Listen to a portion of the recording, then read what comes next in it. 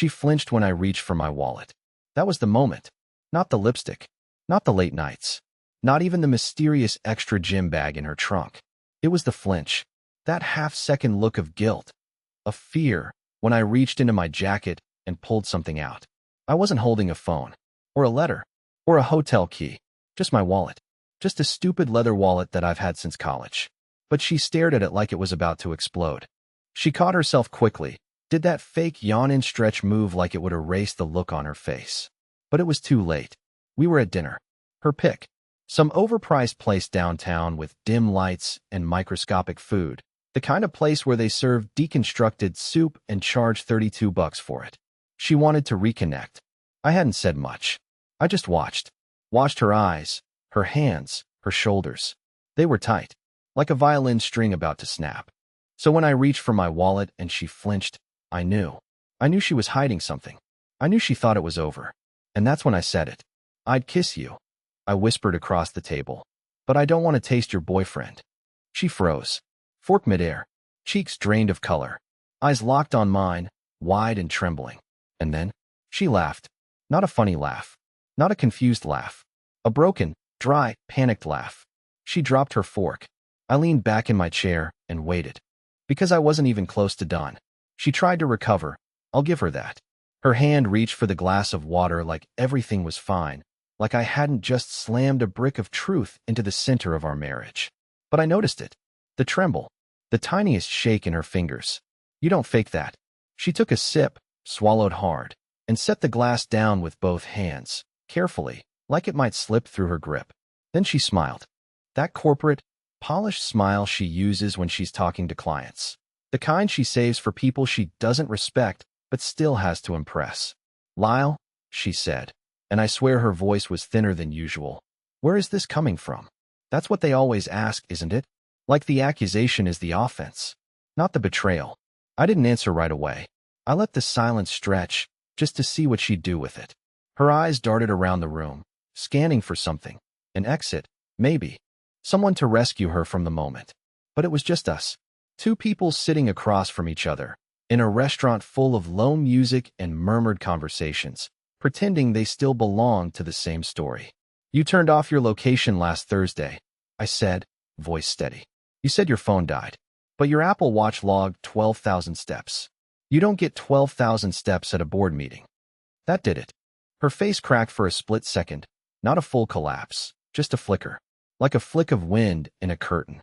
But I saw it, and that was enough. She cleared her throat and reached for the menu again, pretending to scan the desserts like she was still participating in a normal evening. I could see her brain working, trying to construct a version of events where none of this was happening, trying to glue together the lies fast enough to pass inspection. I went for a walk after, she said softly. It was a long day. I needed air. On the east side of town? I asked. She blinked. What? Your steps. They were tracked on the east side. You said the meeting was at your company's downtown building. But the east side? That's mostly residential. Unless the firm's suddenly expanding into yoga studios and candle shops. Her lips parted slightly. No words came out. Just a tiny gasp, like her lungs forgot how to breathe. I leaned forward, elbows on the table. I'm not a detective, Mal. I didn't go snooping. I just noticed. That's the sad part. You didn't even bother to cover your tracks. Because you didn't think I was looking.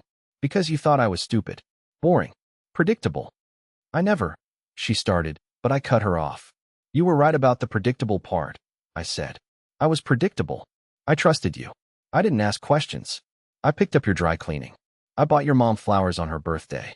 I was so damn predictable. I even kissed you every morning on your way to work. Even the mornings after you'd lied to my face. Now she was pale. Completely drained. No words. Just breathing, shallow and uneven. I wondered, for a second, if she'd run. Just stand up and walk out. Disappear into the night like a coward. But she didn't. Instead, she looked at me with something almost like fear. That's when I knew she wasn't just cheating. She was in deep. Mallory didn't speak for the rest of dinner. Not one word. She barely even looked up from her plate, which she barely touched. I wasn't hungry either, but I sat there and made her sit in the weight of what she'd done. I wanted her to feel it. The silence, the guilt, the unraveling of whatever little story she thought she'd crafted. We drove home with the radio off. No music, no talk, just the occasional sound of her shifting in her seat, like her skin didn't fit right anymore. When we pulled into the driveway, she sat for a second before getting out, like she was weighing something in her head. She grabbed her bag and stepped inside without waiting for me. I stayed in the car for a few extra moments, gripping the steering wheel like I needed something solid. My heart wasn't pounding, it was cold, hollow, like whatever part of me that used to flinch had already given up. Inside, the lights were on, her heels were off, and she was standing in the kitchen, staring at the fridge like she didn't recognize it. I walked in quietly, not to sneak up, but because I wanted to see what she did when she thought I wasn't watching. And that's when it happened. Her phone buzzed on the counter. I saw the screen light up. A name I didn't recognize, just initials, C.L., with a preview that said, "You okay? I didn't like the way he looked at you." She snatched it before I could reach it. Too late. I saw it. I saw everything I needed to. And the craziest part? It wasn't jealousy that hit me. It was fear. Because that message didn't sound like it came from someone casual. That wasn't a fling. That wasn't some romantic coworker or sleazy guy at the gym. That sounded like a handler. Like someone who was watching us. Watching me. I stepped forward, slow. "Who's CL?" She didn't answer. Just shook her head slightly, like she was trying to wish me away. "Mallory," I said, this time louder, firmer. "Who is CL?" Her eyes filled with tears, but not the kind you cry when you're sad. The kind that leak when the truth is too heavy to hold. "You weren't supposed to see that," she whispered. And then she sat down, right there on the floor, like her legs gave out. I didn't move.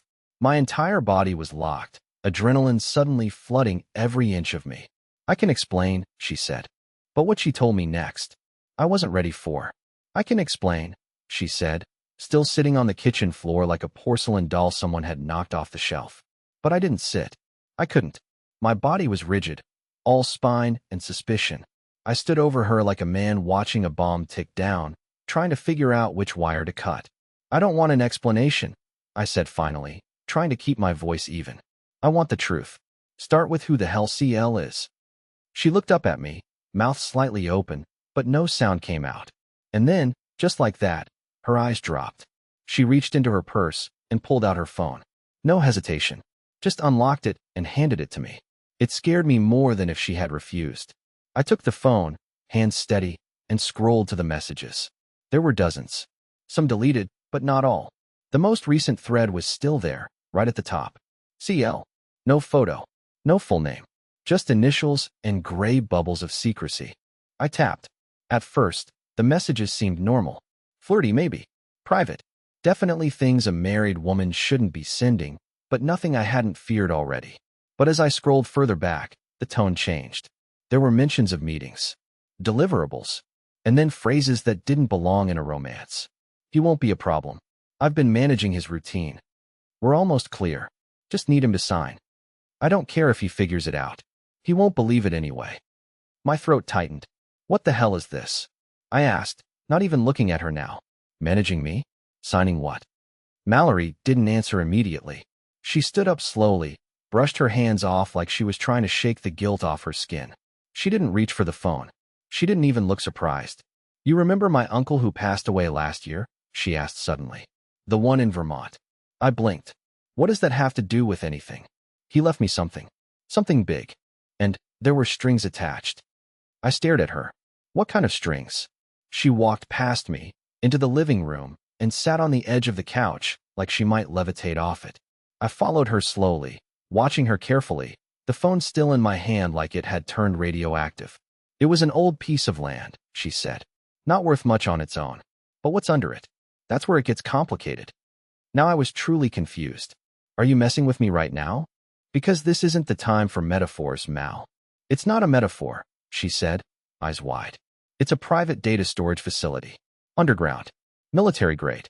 It used to be a Cold War project. Then it was sold off. My uncle was involved in stuff. I don't even know the full picture. But when he died, he left me access. And control." My heart started pounding. Control of what? She looked right at me then. And what she said next changed everything. "A vault," she said. "Filled with data. Secrets. Blackmail. Leverage. On corporations, politicians, maybe even governments." I actually laughed. Not because it was funny. Because it was insane. You expect me to believe that? You think I'm that stupid? No, she said quietly. I think you're the only person who'll believe it, because you were never supposed to be part of this. I looked down at the phone again. My hands were sweating now. You used me? I asked. My voice cracked without warning. That's why you married me? She winced. It wasn't supposed to go this far. You weren't even supposed to know. But I had to loop you in. Legally. For ownership. I backed away from her like I'd touched a wire. Loop me in for what? Her answer came fast. Too fast. For insurance.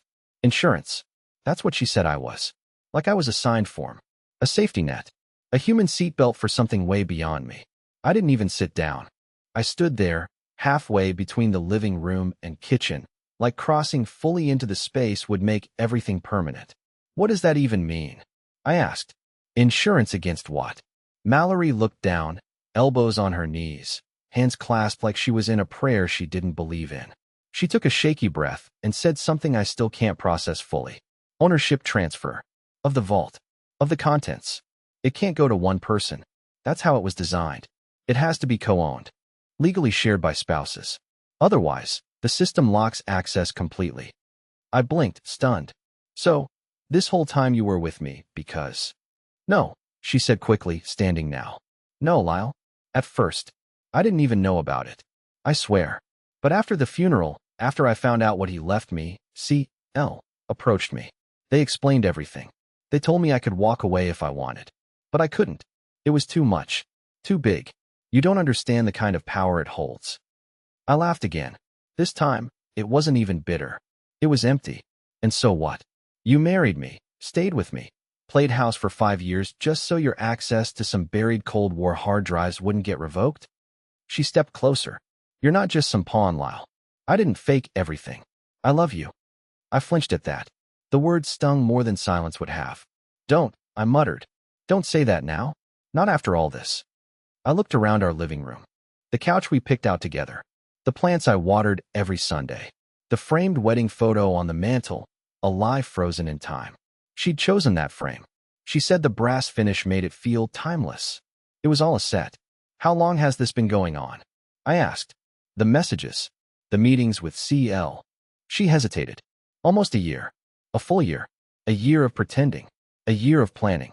While I made her coffee, washed her car, rubbed her shoulders while she scrolled through work emails in bed. A year of her selling off pieces of our life, like it was a stage play she was done performing in. And then something else hit me.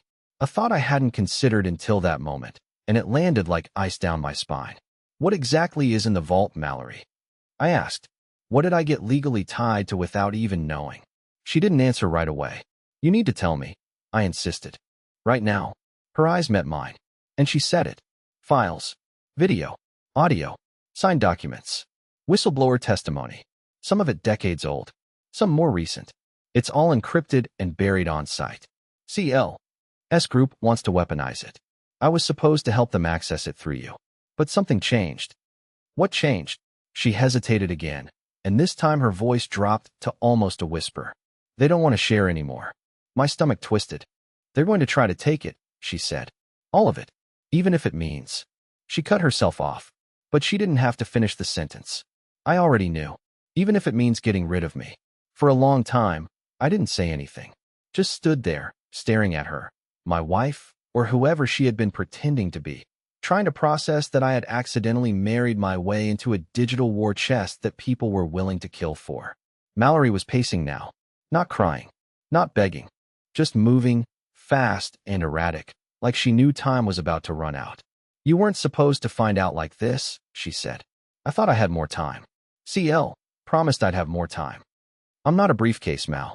I'm not a flash drive you can just carry around until you get the files you want. She didn't answer.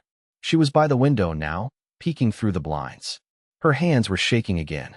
I'd seen that once before, the night I confronted her at dinner. Except now the fear wasn't guilt. It was survival instinct. Are they watching us? I asked. She didn't turn around. If they know I told you anything, yes. They're watching. I felt like I was going to be sick. So what? We just sit here and wait for someone to come tie up loose ends? I've been trying to figure out how to disappear, she said quietly. But they're already ahead of me. Every time I go off-grid for more than a few hours, I get a message. No threats, just reminders. Reminders? That you're still legally linked to the vault. That as long as you're alive, no one else can access it without my cooperation. I felt the blood drain from my face. So if I'm gone, they get everything, she finished. That's the clause. That was when the full weight of it hit me. This wasn't just about infidelity. This wasn't even about lies anymore. I had a target on my back. A legal technicality was the only thing keeping me breathing. You brought this into our house, I said. You dragged me into something I didn't ask for, didn't agree to, and now I'm on someone's hit list because I was dumb enough to trust you. She finally turned to face me then. And in that moment, something cracked in her. Not fake tears. Not some performance. Just raw fear. I thought I could control it, she said. I thought if I played along long enough, I could find a way out for both of us. You lied to me every day for a year. I had to. No, I said, shaking my head, voice rising. You chose to. You let me walk blind into a minefield, and now you want what? Forgiveness? Partnership? You think just because you're scared now that makes us a team? She didn't answer, just stared at me, hollow and trembling, like she was watching the final few bricks of whatever life we'd built collapse. I backed away slowly, heart pounding in my ears. I needed space. I needed to breathe. I needed to think without her voice in my head. I went to the bedroom, grabbed a duffel bag, stuffed in what I could without thinking. My phone, my passport, cash from the safe. I didn't even know where I was going. I just knew I couldn't stay. Then I opened the drawer next to the bed and froze. Sitting neatly inside was a burner phone, one I had never seen, still powered on. A single message was displayed on the lock screen, sent just 15 minutes ago. Target may be compromised. Proceed tonight. I stared at the burner phone like it was a live grenade. Target may be compromised. Proceed tonight. The message burned into my retinas. No name, no number, no timestamp. Just a sentence that confirmed everything I was still trying to deny. I wasn't paranoid. They were coming. Tonight. My first instinct was to storm out and confront Mallory. Ask her how long the damn phone had been in our bedroom. Ask her how many of our drawers had ears in them. But something stopped me. A heavier, deeper instinct. The one that said, don't speak. Don't move. Watch. Because this wasn't just betrayal. This was surveillance. I scanned the drawer again, this time slower. Taped to the underside of the drawer's top panel, where most people would never look, was a small black dot, about the size of a grain of rice. I'd seen something like it in a YouTube video once. A wireless mic. I slammed the drawer shut and took 3 slow steps backward, feeling my skin crawl. Every word I'd ever spoken in that bedroom. How much had they heard? How much had she let them hear? I pocketed the burner phone, grabbed my duffel, and moved to the hallway. Mallory was still in the living room, staring at her phone, fingers trembling over the screen like she didn't know what message to send next, or who she was even trying to reach. I didn't say a word to her. I walked right past, down the stairs, and out the door. No shoes, no jacket, just socks on cold concrete, and the weight of 1,000 unanswered questions pressing down on my chest. I didn't go to my car. I knew better. If they'd tapped the bedroom, they'd tapped the car. GPS dashcam. Everything. I walked 2 blocks to the 7-Eleven, heart hammering the whole way, feeling like any moment I'd hear tires screech or feel someone grab me from behind. Every shadow looked armed. Every parked car had eyes. I went inside, bought a hoodie and sunglasses, paid in cash, and used their bathroom to change. I ditched my phone in the trash can behind the store, battery removed, SIM card snapped in half. Then I walked for hours. No destination. No plan. Just away. Sometime around 2 a.m., I found myself outside a cheap motel that looked like it hadn't been cleaned since the 90s. Neon sign half lit, desk clerk half awake. I paid cash again, used a fake name, something dumb, like Jim Boston, and asked for a room far from the road. Once inside, I locked the door, wedged a chair under the handle, and collapsed into the corner by the window, breathing hard. I didn't turn on the lights. I didn't check the sheets. I didn't even pull out my phone until my hands stopped shaking. The burner. The one from the drawer. I powered it off. Then on again. No password. No fingerprint. Wide open. I opened the Messages app, scrolled through the history. There were only a few. Most were from CL. His routine hasn't changed. Confirmed weekends still open. Dinner confrontation delayed progress. Emotional fallout expected. She'll keep him contained. You'll get the passcode soon. Contingency in place. We move forward regardless. And then one final message. Confirm time window. After 3 a.m. Local. Clean. That was tonight.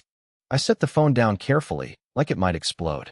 Then I sat there in the dark, staring at the thin crack in the motel ceiling, listening to cars pass on the highway, wondering if any of them were already slowing down outside. They didn't just want access to the vault. They wanted silence. Permanent silence. And now I knew too much. The motel room stayed dark all night. I didn't sleep. Couldn't. My body was running on adrenaline and dread. Every car that passed made my heart lurch. Every creak of the old walls felt like the edge of the end. I didn't turn on the TV. Didn't pick up the phone again.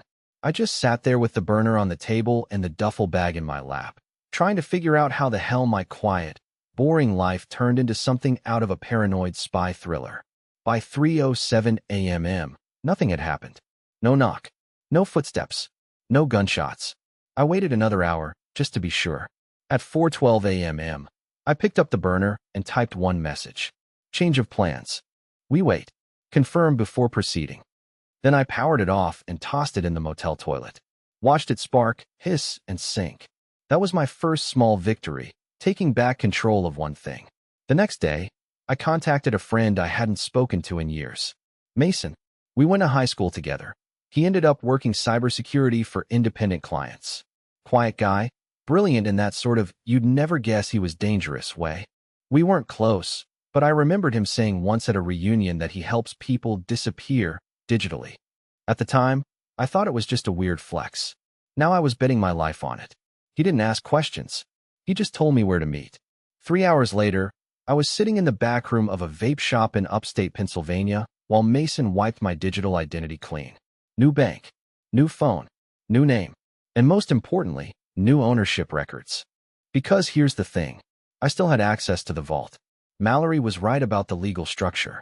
2 parties required. But she didn't realize that a skilled coder could simulate a signature once the account keys were copied. And I had them. I had all of them. When I told Mason what the vault contained and who wanted it, he didn't flinch. He just asked one question. Do you want to sell it, bury it, or use it? And I said, I want to make it worthless to them. So that's what we did. We moved the entire contents to a cold storage device, completely isolated from the internet, impossible to access remotely. Then we uploaded a full decoy version to a fake server and set it to activate if anyone tried to use Mallory's credentials. When C.L. came looking, they'd find nothing but doctored photos, forged documents, and corporate gossip that looked spicy but led nowhere. And then we sent the real data somewhere safe. I don't know who has it now. Maybe a journalist. Maybe not. But it's not a weapon anymore. Not one they can use. I've been off the grid for 7 months now. I live in a town with more cows than people. I grow vegetables. I talk to nobody. And for the first time in what feels like years, I sleep. Mallory tried to reach out once. Through an anonymous email account. Just 4 words. I didn't know everything. I didn't respond. I don't hate her.